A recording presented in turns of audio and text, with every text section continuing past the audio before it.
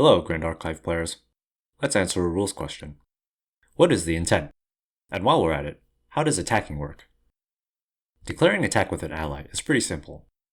As long as it's that player's main phase, the stack is empty, the ally is awake, has at least one power, and has a legal attack target, rest it to attack a designated target. This will immediately move the game into a combat phase, with the ally attacking that target. Note that there is no opportunity given to players between the attack being declared and the combat phase beginning with the designated target. If there are any additional costs for attacking, those must be paid in order to declare the attack. If you can't pay those costs or decline to pay those costs, the attack declaration can't be made. A unit without at least one power can't begin to declare attacks, even if that attack would result in damage. This Stalwart Shieldmate has 0 power, so it couldn't begin to attack even if this Rested Arthur would have let it theoretically deal damage. Similarly, activating Take Aim on it wouldn't let it attack since it still has 0 power. Modifiers to an attack's power can only affect that attack, not the unit's base stats. Attacking with champions can be a bit more complicated. Champions can attack with attack cards, with a weapon, or with both. To declare an attack with a weapon, simply rest your champion and declare which weapon you are attacking with. You may have any number of weapons under your control at a given time, but only attack with one at a time. Weapons remain on the field and don't need to be rested to be used in an attack. That weapon will contribute its power stat and any effects to that attack. When used in a damage calculation in the damage step, remove one durability counter from that weapon. Weapons will be destroyed as a state-based check if they have no durability counters.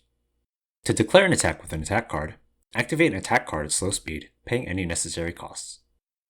It's not written on the cards, but your champion must rest as an additional cost to play any attack card. When that attack card resolves, that card will go into the champion's intent zone, and the champion will declare an attack on a valid target. We'll talk about the intent zone in a little while. You may declare a weapon to be used at this time. Any type of weapon can be used with any type of attack card. There are no restrictions for using a sword attack with a polearm weapon, or a dagger attack with a hammer weapon, etc. To reiterate, opportunity is not given in between an attack card resolving and an attack declaration being made. Guns and bows have some slightly special usage, which is usually written in reminder text on the card. They must be first loaded by ammunition of an appropriate type, which will enter that weapon's specific load zone. An attack declared using these weapon types cannot be used in conjunction with attack cards. When used for an attack, the ammunition card will enter the champion's intent and contribute its power to the attack.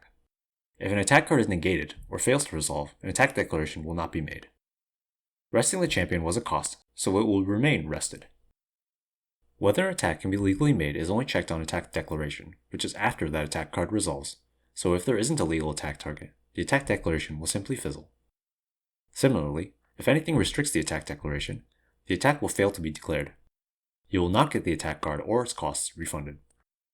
Lastly, in some rare cases, a champion can have a natural power value. In these cases, that champion may declare attacks without the use of a weapon or attack card, just like an ally can. They can also use any combination of weapons on field and attack cards, in the same way as discussed. Let's recap. Attacks can be declared in a combination of any of the following 3 ways. If your champion happens to have a natural power value, rest them to declare an attack. If you have a weapon on the field, your champion may also rest to declare an attack with that weapon.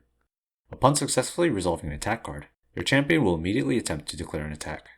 Remember that resting is an additional cost to activate attack cards. When it resolves, that card enters the champion's intent zone. So, what is the intent? Intent is a game zone, which means that it holds cards and similar entities. Each champion has their own intent. Everything in a unit's intent will contribute to its final damage when calculated in the combat damage step. Cards in intent will be moved to the graveyard or banishment as appropriate in the end of combat step.